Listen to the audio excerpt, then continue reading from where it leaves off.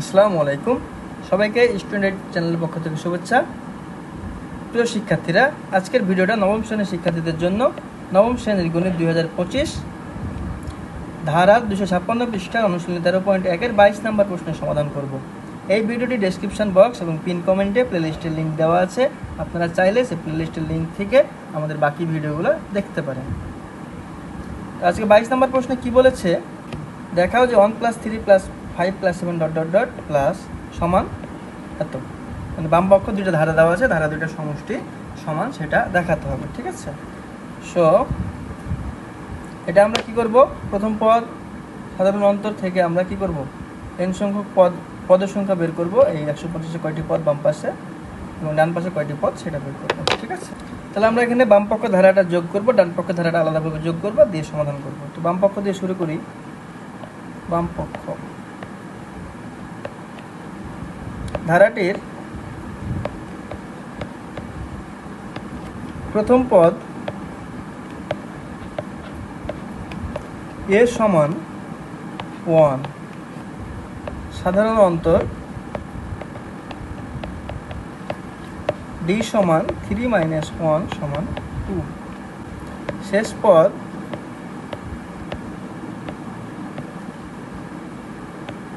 কে l দিয়ে প্রকাশ করি, l সমান 125। ধরি পদের সংখ্যা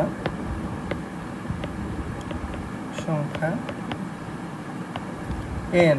তাহলে কি হবে, এখানে পদের সংখ্যা যদি n হয় এবং শেষতম পদ কত, l, তাই না? তাহলে প্রশ্ন মতে l সমান a প্লাস শেষতম পদ n - 1 × d, তাই না? কারণ l হচ্ছে কত, শেষ পদ মানে হচ্ছে, আর শেষ পদ হচ্ছে মোট পদের সংখ্যা n, তার মানে শেষ পদ হবে n, তাই l হবে n-তম পদ। তাহলে 125 সমান 1 প্লাস n - 1 × d এর মান কত, 2। এখান থেকে আমরা n এর মান পাবো, বা 125 = 1 + 2n - 2, বা 125 সমান 2n - 1, বা এই 2n - 1 সমান 125, বা 2n সমান 125 + 1, বা 2n সমান 126। 125 + 1 126, অতএব n সমান 53। 126 / 2 হচ্ছে 63। অতএব ধারাটির সমষ্টি Sn সমান, সমষ্টির সূত্র যেটা জানি, n/2 2a plus n - 1 × d সমান, n হচ্ছে 63 / 2, 2 × a এর মান হচ্ছে 1 প্লাস n হচ্ছে 63 - 1, d এর মান হচ্ছে 2 সমান 63 / 2, এখানে হচ্ছে 2 প্লাস 63 মানে 61, 62 × 2 124, 63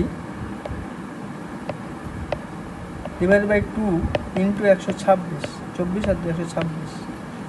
তাহলে আবার হচ্ছে 63 × 126 / 2 হচ্ছে 63। তাহলে 63 × 63 কত হয়, 3969।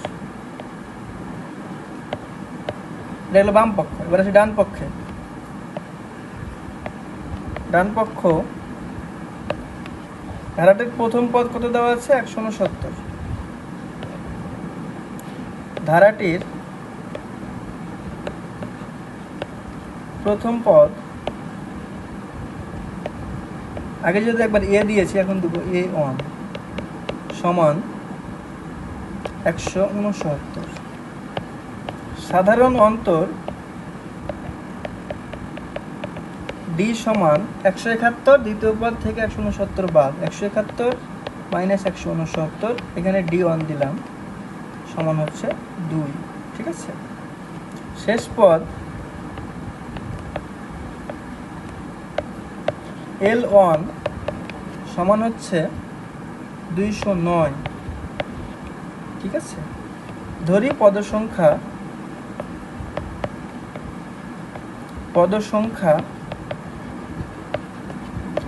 n1, ঠিক আছে।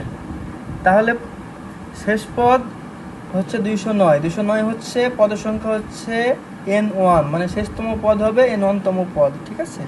তাহলে প্রশ্ন মতে এটা না বুঝলে কমেন্টে জানাবা, ঠিক আছে। এখানে পদ সংখ্যা হচ্ছে শেষ পদ হচ্ছে এত, পদ সংখ্যা যদি 5 হয় তাহলে সে পঞ্চম পদ হবে শেষতম পদ, আর পদ সংখ্যা যদি n1 হয় তাহলে n1তম পদ হবে শেষতম পদ। তার মানে কি L1 হবে শেষতম পদ, যেটা 209 দেওয়া আছে সেটা হচ্ছে n1তম পদ, তাই না।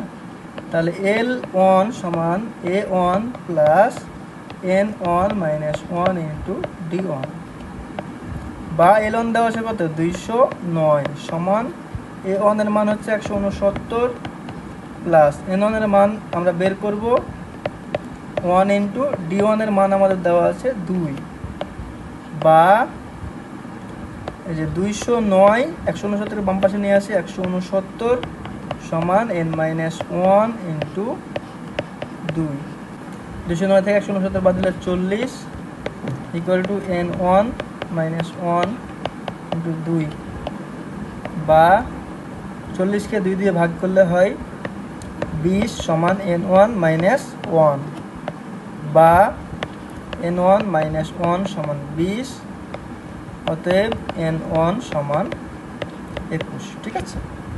তাহলে আমাদের এখানে পদের সংখ্যা পেলাম 21টি, অতএব ধারাটির সমষ্টি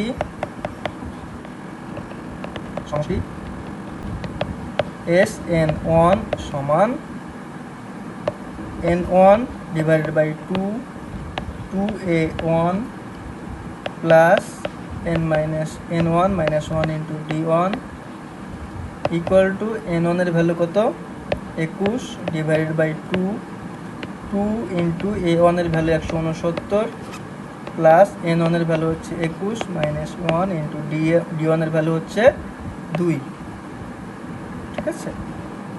তাহলে 21 ডিভাইডেড বাই 2, 169 গুণিত 2 এখানে হচ্ছে 338, প্লাস এখানে 20 ইন্টু 2 হচ্ছে 40, তাই না। 21 থেকে একবার দিলে 20 ইন্টু 2 হচ্ছে 40 সমান 21 বাই 2 ইন্টু 378।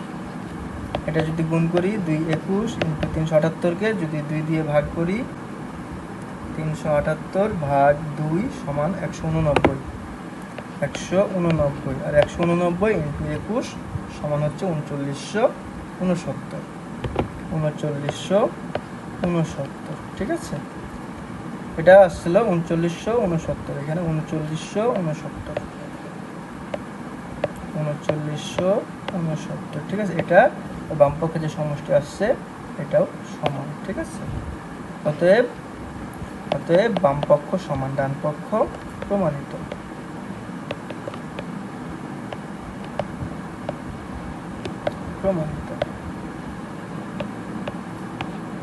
আজকের ভিডিওটা এই পর্যন্তই।